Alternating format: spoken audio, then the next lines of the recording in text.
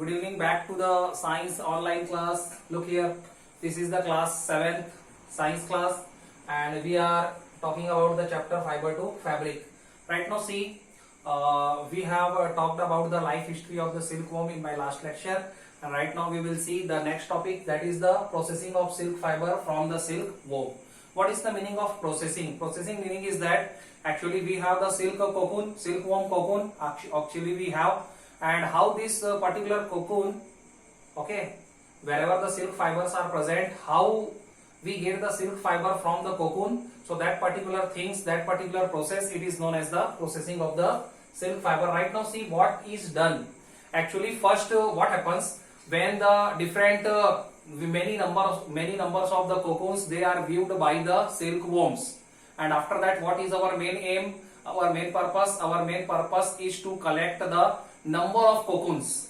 Our main purpose is to collect the number of silkworm cocoons, and after that, and when all the cocoons they are gathered, they are collected by ourselves.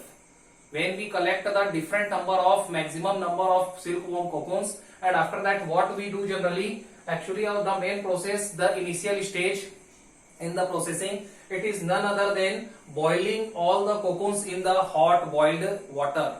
The first process is the boiling. Actually, in this particular process, we have to boil all the cocoons in the hot boiling water. And why? Because there are the two purpose behind boiling these all the cocoons in the hot water. What are these two purpose? First, actually the silkworm larvae which are present inside the cocoon, they die. When we are boiling all the cocoons in the hot boiled water, so what happens? All the silkworm larvae which are actually present inside the cocoons, they were killed. First process solved. And after that, actually the gummy substance, or we can say the gums, which holds the silk fiber together for the formation of the cocoons, it is also dissolved in the water. Again, I want to explain you what happens. There are the two purposes. First, killing all the silkworm larvae which are present inside the cocoon, and second purpose is that actually the gummy substance is also there in the cocoon. Some gummy substance is there which actually holds the silk fiber. So what we want, actually we want to pull out the silk fiber, and that's why that gummy substance, it is also dissolves in the hot boiling water. And after that, what is done? Actually, these all the cocoons, these are dried in the sunlight. Because they are going to be wet. And after that, when they are completely dried, after that, another process what we have to do, we have to brush. Actually, these all the cocoons, these are thoroughly brushed. These are thoroughly combed, or these are thoroughly brushed with the help of the soft brushes. Why? Because it removes some of the rough surface, and it removes some of the, you can say, impurities, or it removes some of the coarse portion of the cocoons. Means there are some of the coarse portion, some rough surfaces are also there which are present on the upper surface of the cocoons. These are going to be removed after this brushing process. Right now, see, after that, what is done? Actually, we have to collect some groups. We have to make some groups. Right now, you can see I have taken the 4 cocoons. So in this way, some of the cocoons, these are taken out, and after that, the filaments, these are giving the silk fiber. Some of the filaments, you can say, which is none other than the silk fiber. Some filaments are taken out from some groups of the 4 to 6 cocoons, and in this way we make the groups. And when these filaments, they are taken out, so they are again joined together, and after that they are twisted. These 4 filaments which are coming from the different cocoons, silkworm cocoons, these are actually twisted together, and in this way they make the another.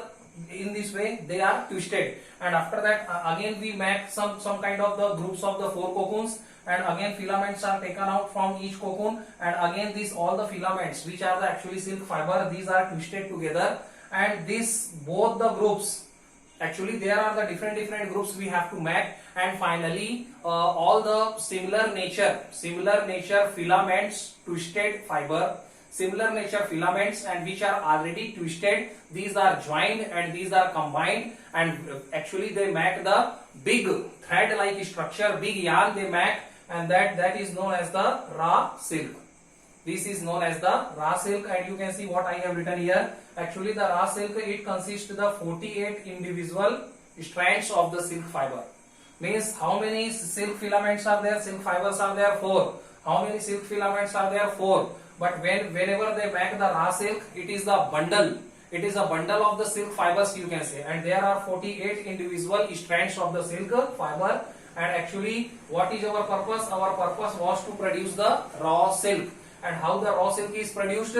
So in this way, from the different cocoons, actually after the some time, one cocoon, all the threads will be finished. So one cocoon, it is replaced by the another cocoon. Again the second cocoon, it is replaced by the third cocoon. So in this way, this particular process is done in the groups, and all the different filaments, they are joined. Similar nature filaments, they are joined, they are combined together, twisted together for making of the raw silk. Right now see what I have written here in the bracket. 5,500 cocoons. How much? How many? 5,500 cocoons are required to produce the 1 kilogram of raw silk. Means if we want to produce the 1 kg of raw silk, so actually we need 5,500 cocoons. 5,500 cocoons. These are required for producing the 1 kg of the raw silk. So that is the thing, and that's why it is very costly in the market, because all the things, it is going to depend upon the number of cocoons. Okay. Right now see another fiber is also there, which is known as wild silk. See here, wild silk, it is, wild means jungly. Wild matlab jungly. See here, wild silk, it is obtained from the undomesticated silkworm. Undomesticated means which is not reared by the human beings. Which is not reared by the human beings.